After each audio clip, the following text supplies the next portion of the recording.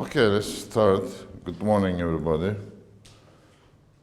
Now I will start with the concept I have written on board, entropy of mixing and Gibbs paradox.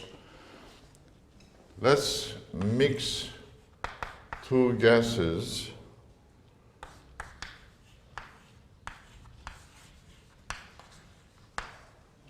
at same pressures and temperatures. Okay, the pressure and temperatures are the same if these are two different gases. Of course, entropy increases, isn't it, when you mix them up?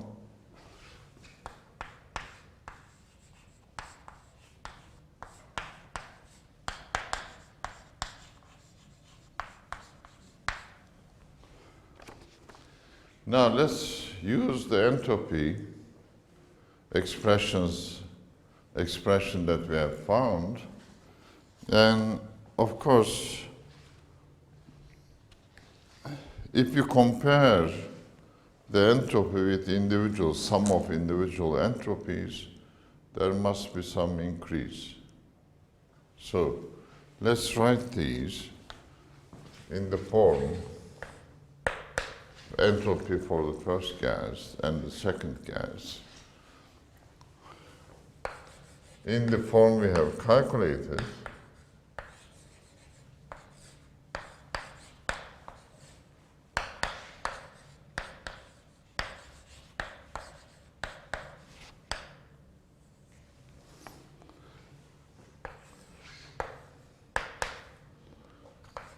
similarly for the second gas.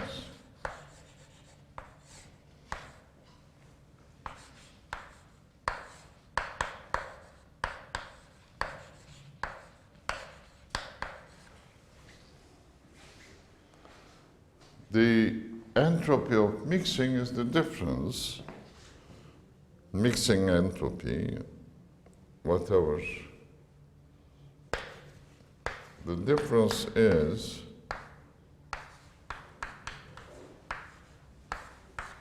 and this S is the entropy of the mixture itself. Using the same expression, of course, this turns out to be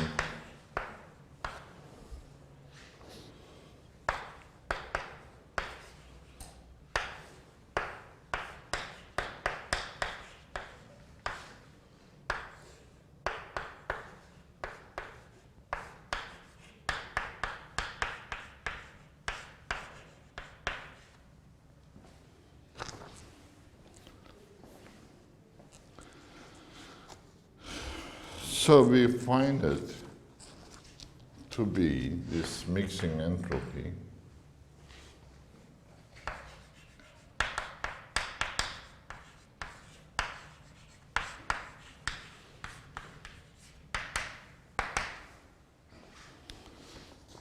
with a simple calculation. We get the following expression.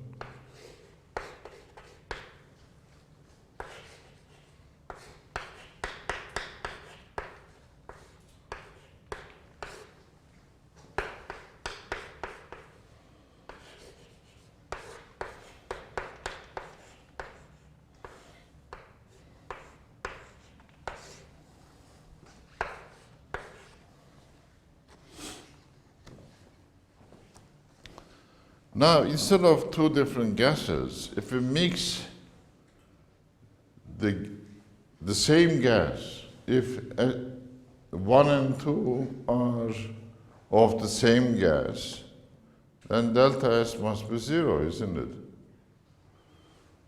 If same,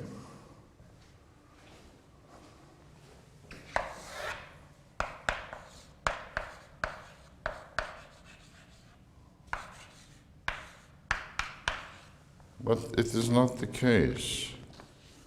So this result must be wrong. Okay? Wrong.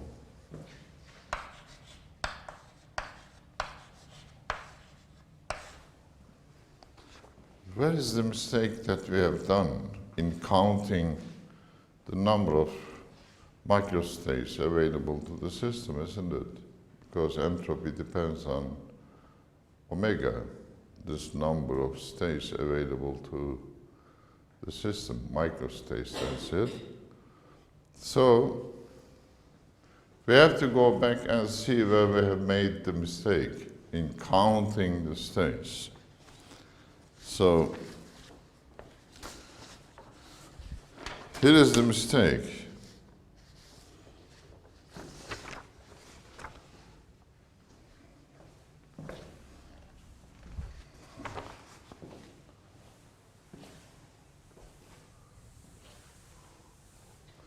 Well, in classical mechanics, you can number the atoms.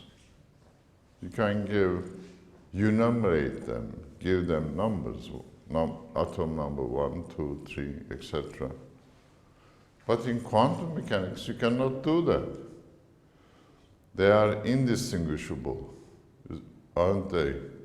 You cannot distinguish one atom from another. You cannot color them, for example. Okay? So we have to reduce then this number accordingly.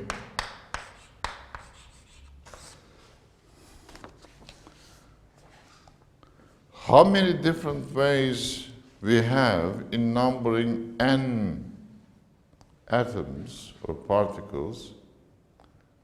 Can you give me a number? N factorial, of course. So we have to reduce our initial number by n factorial.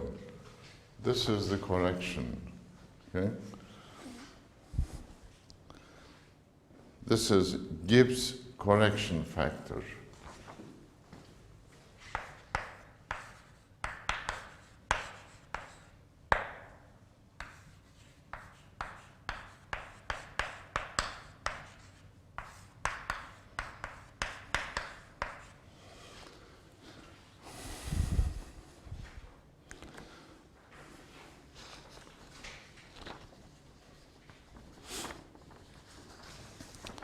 Now, in this case, we have a corrected expression for the entropy.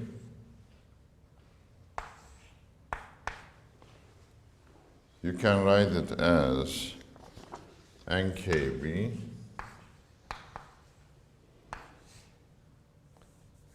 ln V over N H cubed 4 pi m e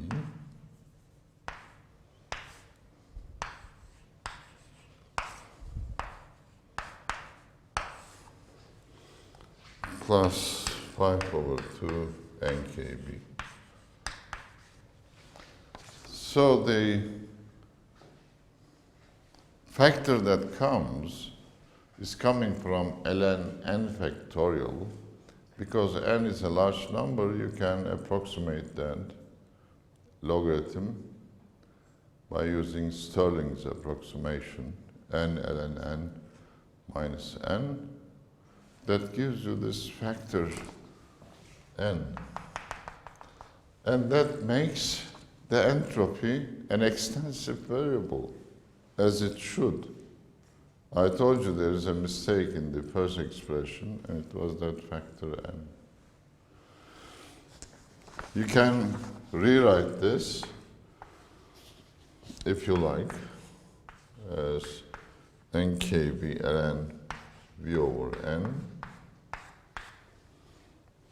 plus 3r nkb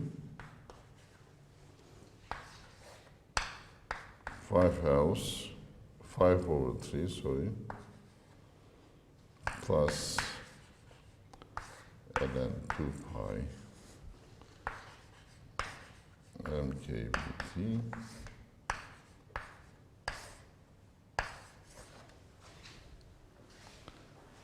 This is a famous expression known as Sackur-Tetrode equation, the correct expression for entropy.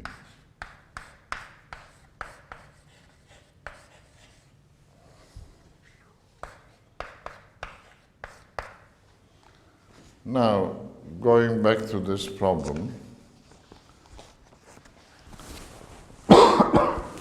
if you mix two similar gases, the same gases,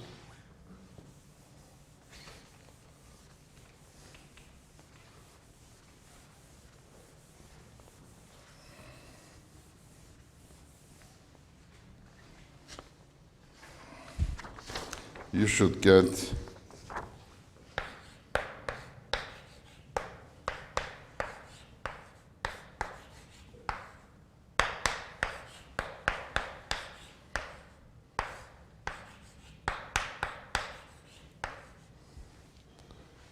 and that gives you a delta S, which is 0, if you use this corrected entropy. So this problem teaches us something.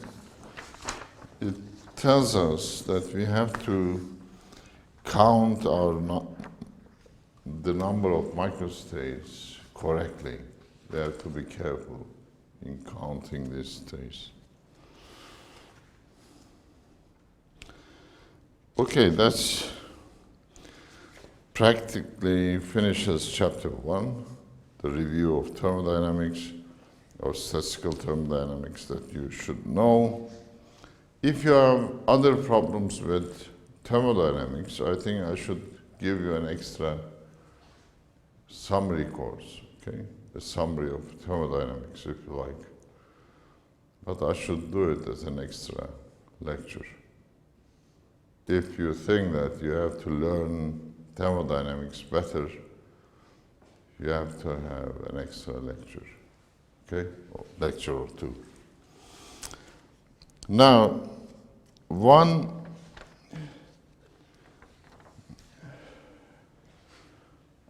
important thing about the partition function, we can extend this correct counting, the problem of correct counting of states, to the partition function. We can relate the single particle partition function to n particle partition function by taking into account the fact of indistinguishability, or in some cases distinguishability, because there are certain particles which are distinguishable. Can you think about particles that can be considered distinguishable? Atoms are not, mainly in quantum mechanics. But are there particles which are distinguishable? Any particles that you might think of? Since we are studying matter, I think you should think about what is in a piece of matter. A collection of ions sitting at lattice points and vibrating, and electrons distributed about that piece of matter, depending on whether you have a conductor, insulator, or semiconductor. If you have a piece of metal, the electrons are distributed over all the material. If you have a semiconductor, atoms, the electrons are in between atoms, forming covalent bonds. If you have insulators, electrons are not free to move around. They go from one atom type to another to create ions. as in the case of sodium chloride, the salt, okay? So an electron goes from sodium to chloride, making sodiums positive and chlorides negative, aren't they? So that's more or less a picture. Now, if you consider the vibrating ions, the corresponding quanta for those vibrations are phonons. Can you consider them as distinguishable or indistinguishable? They are distinguishable simply because the positions of ions are fixed. They are not free to move in space. They are sitting at certain lattice points, aren't they? So they are distinguishable. So there are particles or quanta that can be considered as distinguishable, and there are particles which are perfectly indistinguishable. You cannot separate one from another, okay? They're freely moving around. So, if the particles are distinguishable,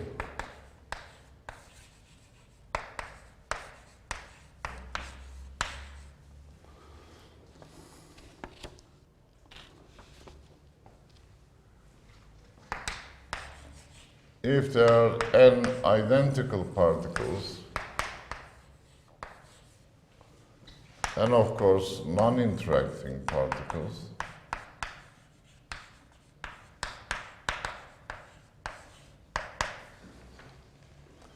we can relate the partition function for n particles to a partition function for a single particle in this collection as Q1 to the power n.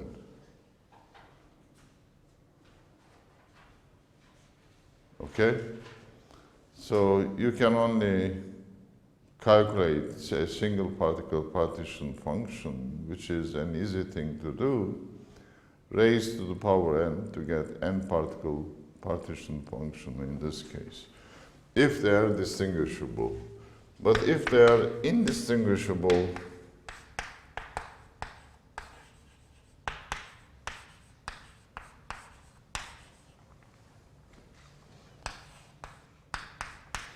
you can do the same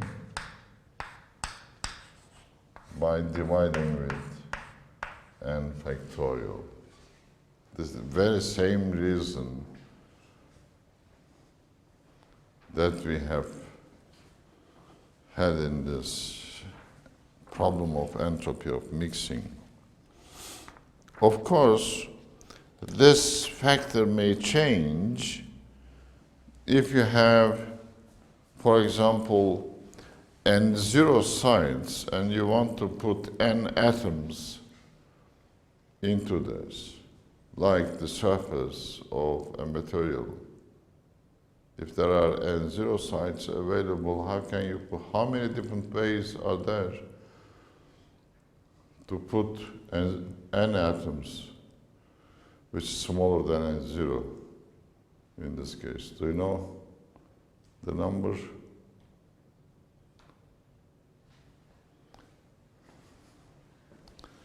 N0 factorial divided by n0 minus n factorial times n factorial, isn't it?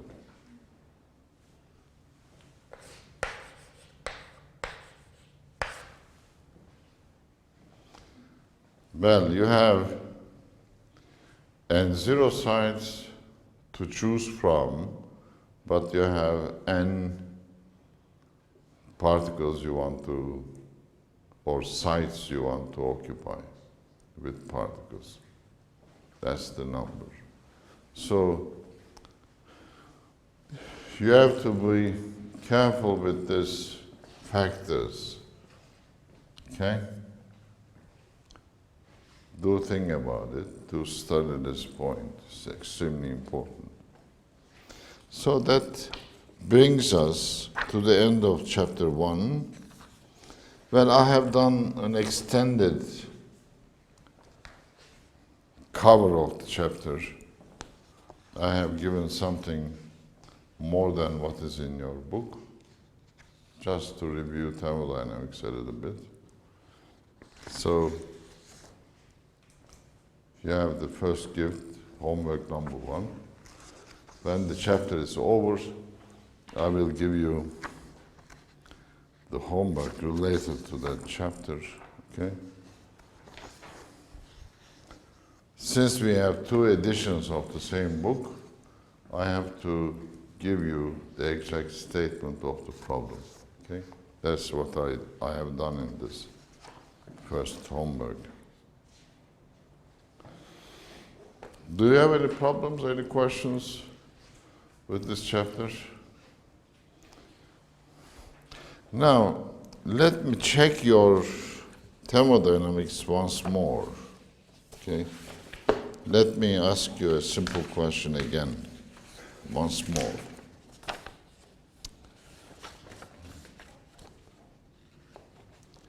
Now, in thermodynamics, the laws of thermodynamics,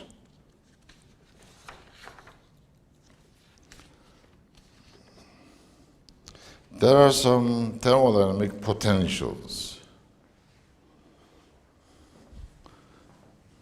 like Helmholtz free energy, Gibbs free energy, along with internal energy, work done, heat absorbed by the system, etc., and the chemical potential, of course.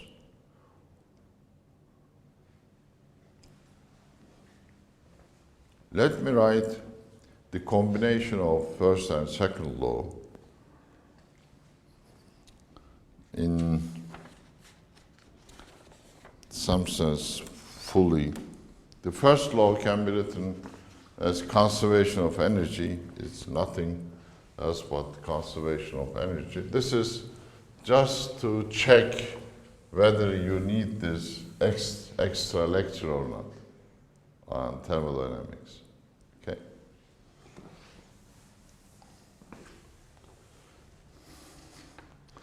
What about the meaning of these functions?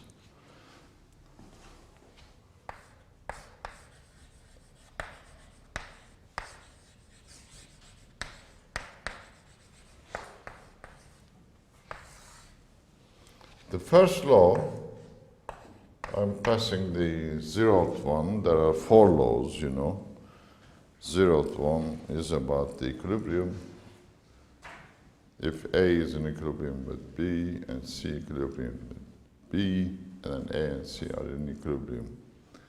The first law is written simply as, well, the increment in internal energy depends on heat intake by the system, heat you give to the system, and the work done, the difference between this and the work done by the system, isn't it? Nothing but energy, conservation of energy, isn't it? You give some heat to the system, some of it goes to the work done by the system, and some goes to increase in the internal energy of that system. Now, in a reversible process, this heat absorbed by the system or given to the system can be related to the change in entropy.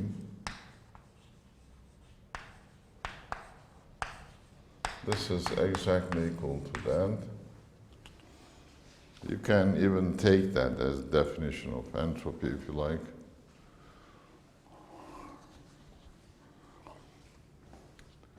But if you are dealing with an irreversible process,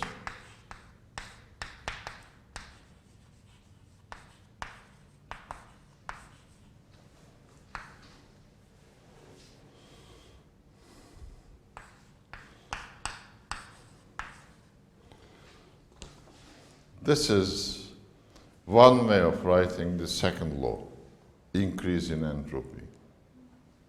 Okay? Entropy increases, in other words.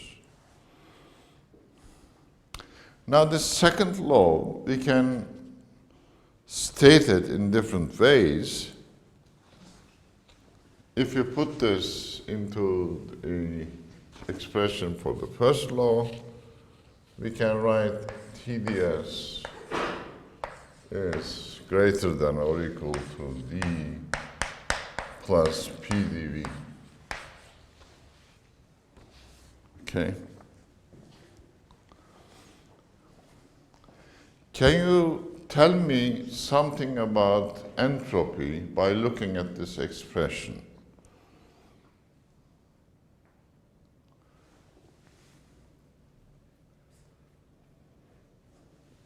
It doesn't tell you anything, probably. Does it? It should tell you something.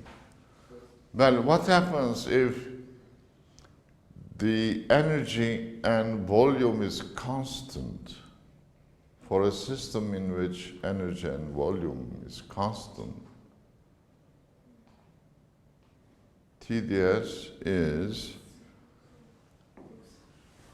greater than 0 or equal to 0.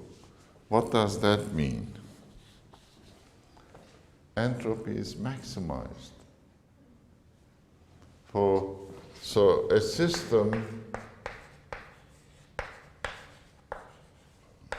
at fixed energy and volume will maximize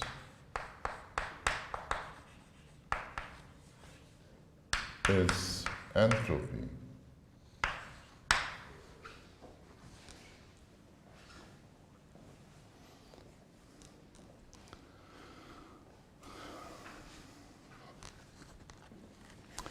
Now let's look at the other functions and tell me what happens to a Helmholtz free energy. It is defined as E minus Ts when you can write d as d f plus st or Ts. If you write this, you can come up with the following expression. df must be smaller than or equal to s dt minus p dv.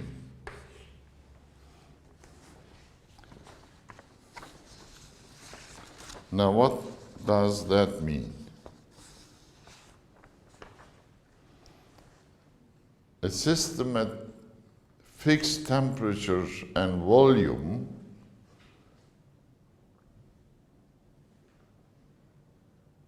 has what F? Minimize its Helmholtz free energy.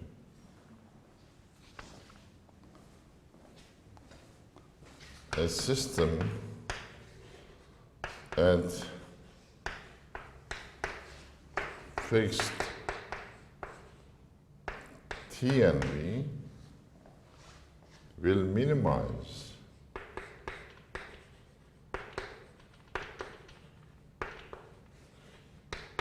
its Helmholtz free energy.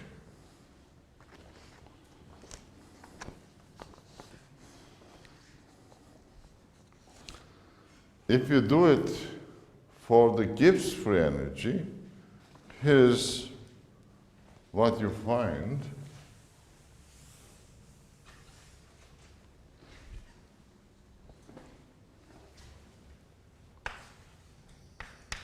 Gibbs free energy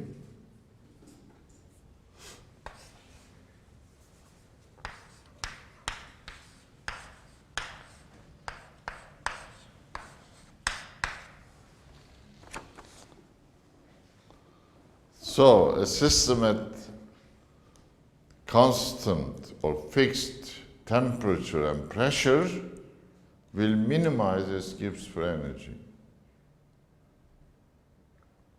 Now you understand the meaning of these functions, why they are minimized, etc.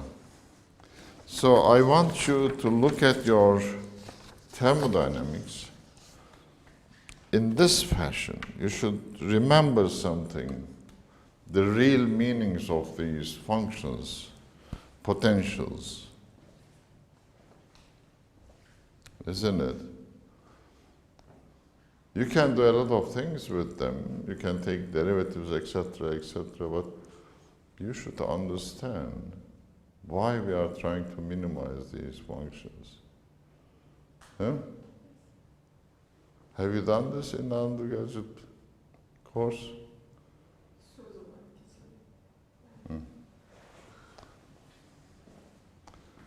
No, we have to do it properly.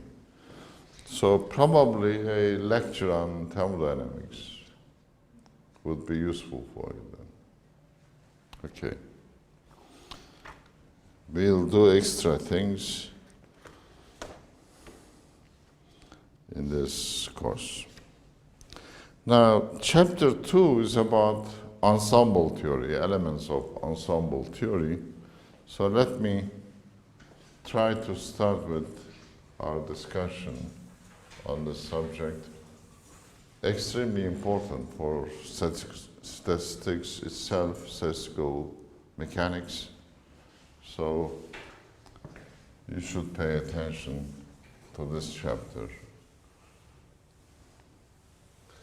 But in the extended coverage of the first chapters, we have done quite a bit.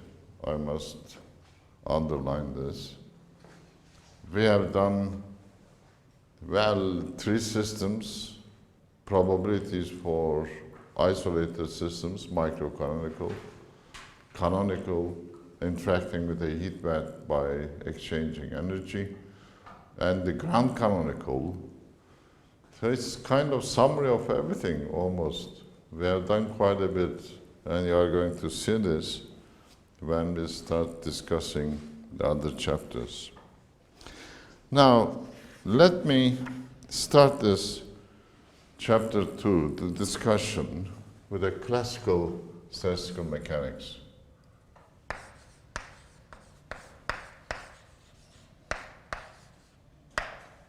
Elements of ensemble theory.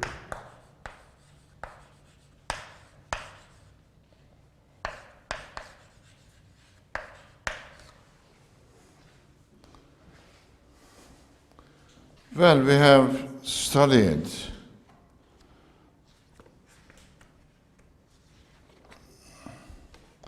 the concept of macrostates and microstates, and we have concentrated on the number of microstates available to the system that took us to the entropy. From entropy, we can get the whole thermodynamics. But in the meantime, we have defined partition functions for these 3 different systems that can also take us to the thermodynamics of those systems. A very powerful program. We can get thermodynamic properties of the system by looking at the number of microstates. Now,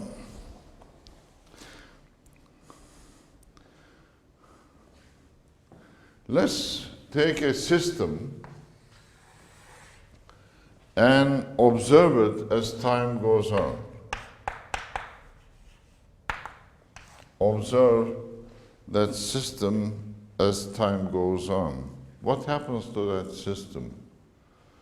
A collection of, well, of course I'm going to concentrate on classical systems, but let's look at an ideal gas, for example, in a box. If you observe the gas in a box, what happens in time? What do you see?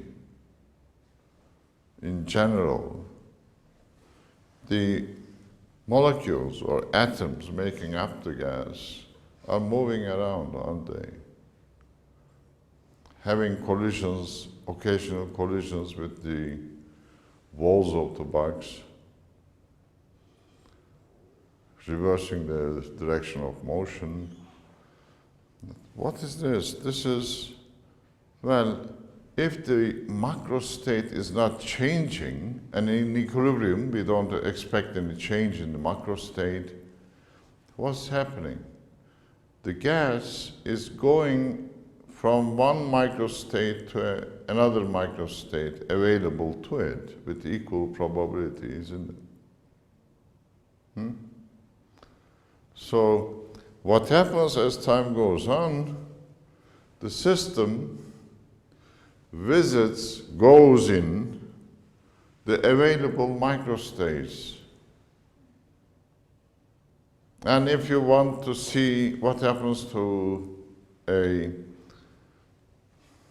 macroscopic property, well, it is an average over all these microstates, isn't it? The time average is taken as the system goes from one microstate to another and visits all the possible microstates with equal probability. So that is kind of taking time average of observable quantities, physical properties of the system. You can look at this problem from a different point of view. Instead of looking at a single system as time goes on, you can prepare a collection of the same system. Well, mental copies of the same system at different microstates, isn't it? So,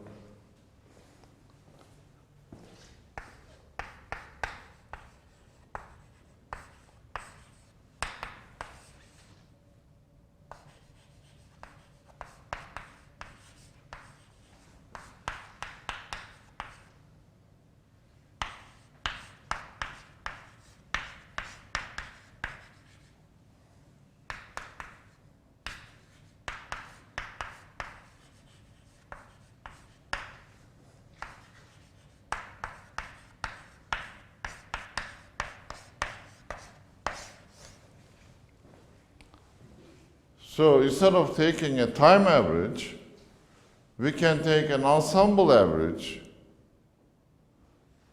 Ensemble is made up of mental copies of the same system, but in different microstates available to it. These two averages will be the same.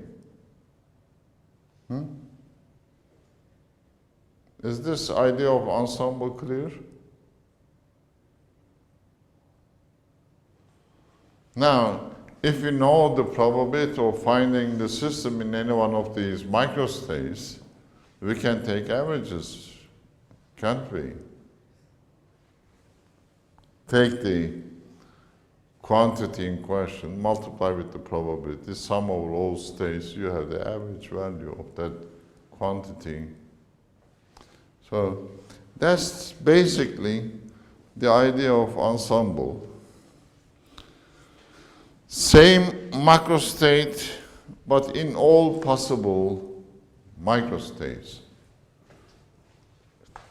So, same macrostate,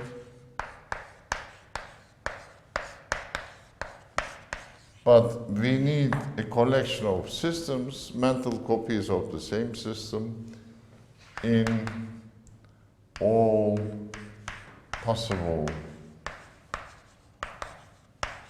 microstates.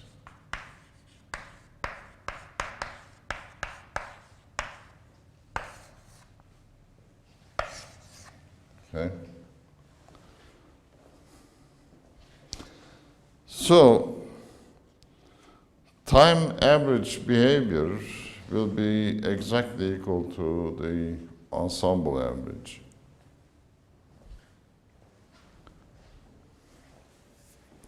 That's the basic idea.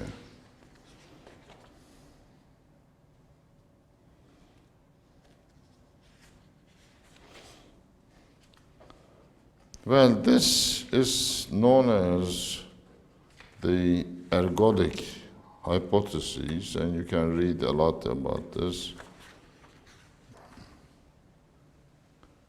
that these two averages are the same. Okay?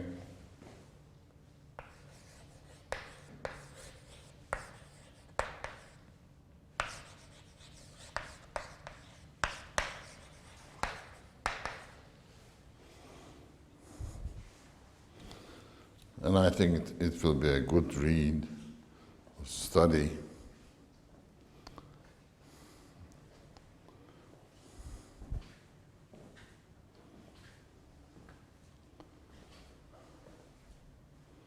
Now let's take a classical system,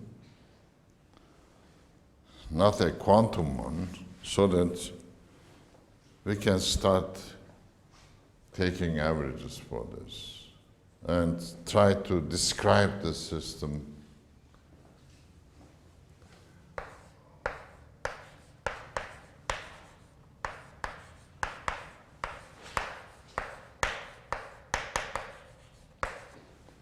Of course, when we think about ensembles or collection of systems, we can distinguish microcanonical systems, isolated systems, canonical systems interacting with the heat bed by exchanging energy, and grand canonical systems.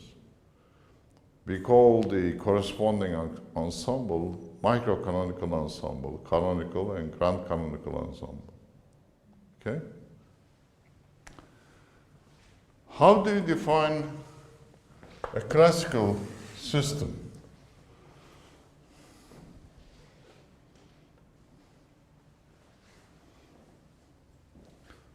What is a state of a particle in classical mechanics? How do you define the state of such a system? Now, I told you this course brings together lots of other courses you have seen. Now you have to go to your classical mechanics course and tell me, how do you define the state of a classical system? The system is a collection of particles in this case, isn't it? So how do you define the state of a particle in classical mechanics? By giving its position and momentum, isn't it?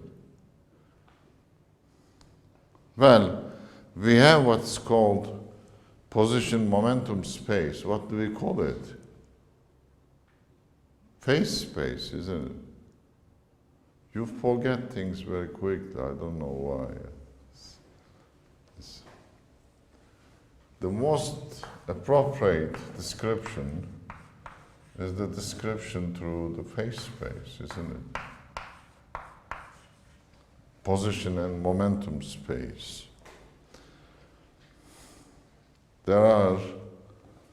If there are n particles, classical particles, you have to specify 3n position coordinates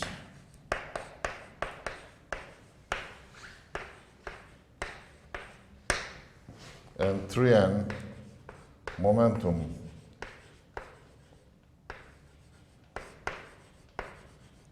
coordinates to describe the system. Well, position coordinates, we can call it Q1, Q2, Q3, etc., up to Qn. Of course, each particle can have 3 coordinates to represent its position, x, y, and z values, aren't they? So that's what makes 3n. Similarly for the momenta, each momentum has px, py, pz, 3 components, so you need 3n momentum components to describe the... Well, if we call individual components q1, q2, q3, that has to go to 3n, and that must be going to 3n, isn't it? Huh? So these correspond to individual components, or position and momentum coordinates.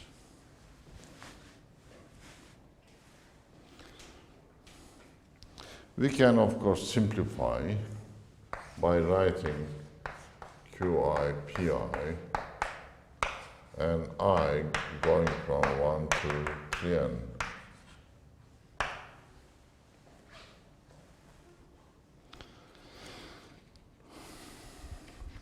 So we have 6n dimensional space as our phase space. So a point in the space describes a state of the system, isn't it? So to describe the state of the system, we have to define the phase space in classical mechanics and see what happens to this point in phase space.